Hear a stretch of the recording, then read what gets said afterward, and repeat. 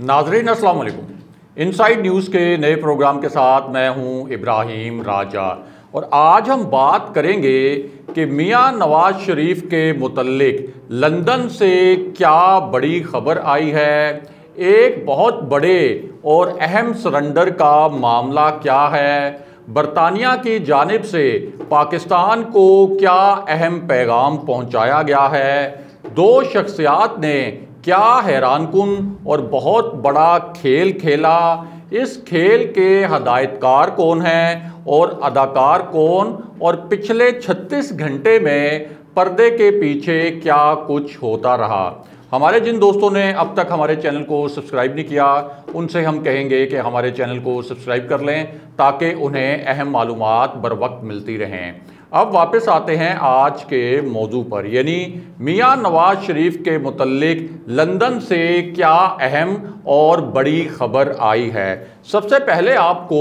मौजूदा सियासी सूरत हाल के मुतल्लिक एक दिलचस्प और अहम वाक़या सुनाते हैं जिससे आपको पता चलेगा कि पर्दे के पीछे क्या कुछ हो रहा है। ये वाक़या मरियम नवाज़ के मुतल्लिक भी है, बिलावल भुट्टो के बारे में भी है, मियां नवाज शरीफ के मुतल्लिक भी है। इस वाक़े का ताल्लुक़ पाकिस्तान की इस्टेब्लिशमेंट, जिन्हें पाकिस्तान के ताकतवर हलके कहा जाता है, उन हलकों से भी है और इसी वाक़े का ताल्लुक़ वज़ीर आज़म इमरान खान से भी है। तो मामला ये है कि मरियम नवाज़ ने एक बहुत बड़ा फ़ैसला किया था जिसके अब कुछ हैरानकुन नताइज वसूल हुए हैं। और ये जो फ़ैसला था, इस फ़ैसले में मरियम नवाज़ ने अपनी जो पार्टी क़यादत है बलूचिस्तान की, उसको एक ख़ास पैगाम भेजा था।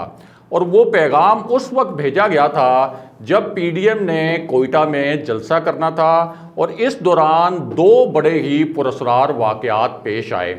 एक वाक़या तो ये पेश आया कि अख्तर मैंगल ने कोयटा जलसे के लिए ये शर्त रख दी कि सनाउल्लाह ज़हरी, जो कि बलूचिस्तान में मुस्लिम लीग नून का फेस थे,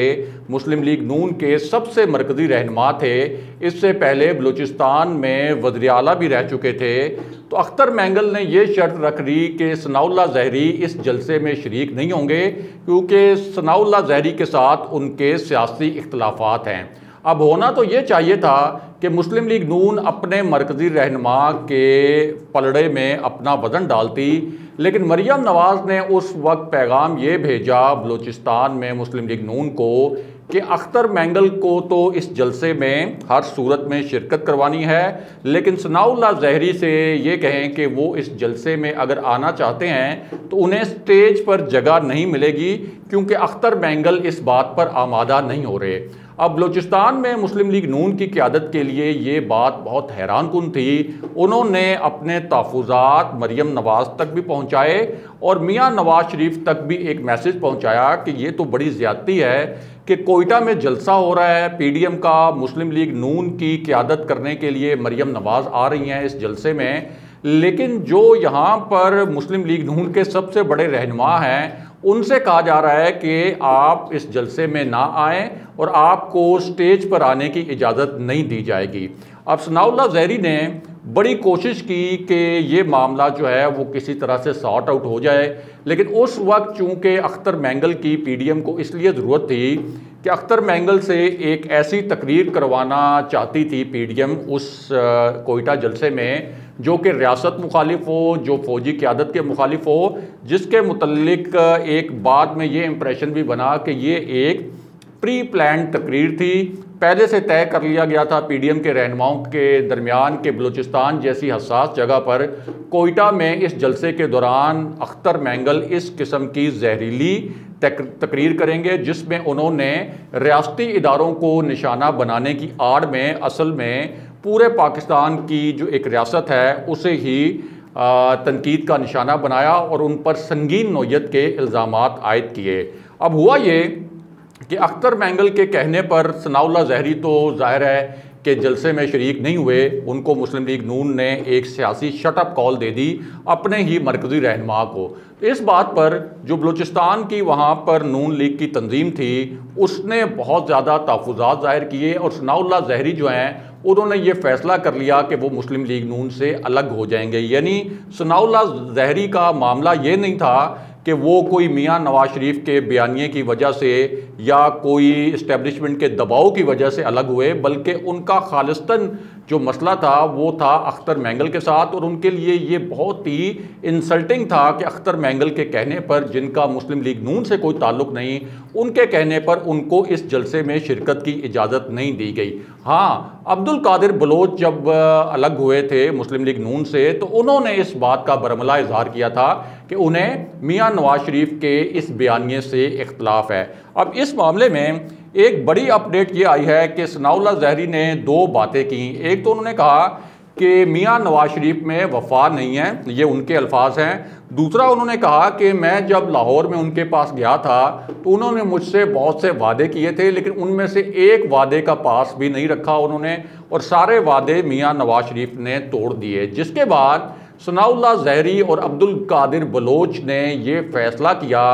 कि वो अपने तमाम जो दीगर मुस्लिम लीग नून के ओहदेदारान थे और निचली सतह पर जितनी भी क़यादत थी उन समेत वो पीपल्स पार्टी में शामिल हो गए हैं। बिलावल भुट्टो के जलसे में भी उन्होंने शिरकत की और वहाँ बाज़ाब्ता ऐलान किया। और अब बलूचिस्तान में मुस्लिम लीग नून की ये हालत है कि वहाँ से कम्प्लीटली मुकम्मल तौर पर सफाया हो चुका है। यानी मरियम नवाज़ की और मियाँ नवाज शरीफ की वो जो एक गलती थी कि अख्तर मैंगल को फोकियत देना सनाउल्लाह ज़हरी पर, उसकी वजह से बलूचिस्तान में मुस्लिम लीग नून जो है मुकम्मल तौर पर ख़त्म होकर रह गई है। दूसरी जानिब अख्तर मैंगल का जो फ़ायदा उठाना चाहती थी मुस्लिम लीग नून, वो फ़ायदा भी उनको नहीं मिला, क्योंकि पीडीएम जब से टूट फूट का शिकार हुई है अख्तर मैंगल भी बिल्कुल अलग होकर बैठ गए हैं और उन्हें भी पता चल गया है कि पीडीएम के प्लेटफॉर्म से इस हुकूमत को नहीं गिराया जा सकता। बहरहाल अब वापस आते हैं कि मियाँ नवाज शरीफ के मुतल्लिक लंदन से क्या खबर आई है और साथ ही आपको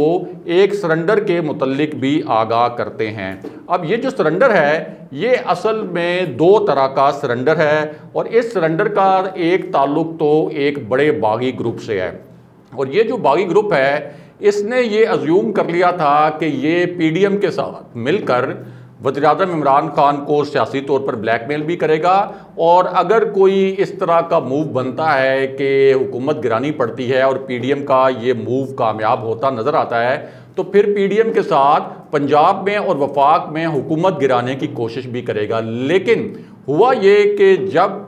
पीडीएम के तमाम प्लान फेल हो गए, जब ये नज़र आना शुरू हुआ कि अब तहरीक इंसाफ की हुकूमत को कोई ख़तरा नहीं है, मईशत भी संभल चुकी है, अच्छे जो माशी इंडिकेटर्स हैं वो भी सामने आ रहे हैं, इस हुकूमत को कोई चैलेंज भी दरपेश नहीं है और लग ऐसा रहा है कि अगला जो इंतखाबी मार्का है वो भी तहरीक इंसाफ के नाम होगा। तो अब ये जो बागी ग्रुप था जहांगीर तरीन के साथ, इस बागी ग्रुप के पहले तो ज़ाहिर है कि नज़ीर चौहान पहले ही उनका सॉफ्टवेयर अपडेट हो गया था और उन्होंने ये कह दिया था कि मेरा जो लीडर है वो तो इमरान खान है और जहांगीर तरीन ग्रुप ने सिर्फ मुझे इस्तेमाल किया। लेकिन अब इतलात ये हैं कि कम से कम 6 अरकान इस बागी ग्रुप के और ऐसे हैं जो कि इस ग्रुप को छोड़ने वाले हैं और इसी किस्म के इल्ज़ामात लगाने वाले हैं जिस किस्म के इल्ज़ामात नज़ीर चौहान ने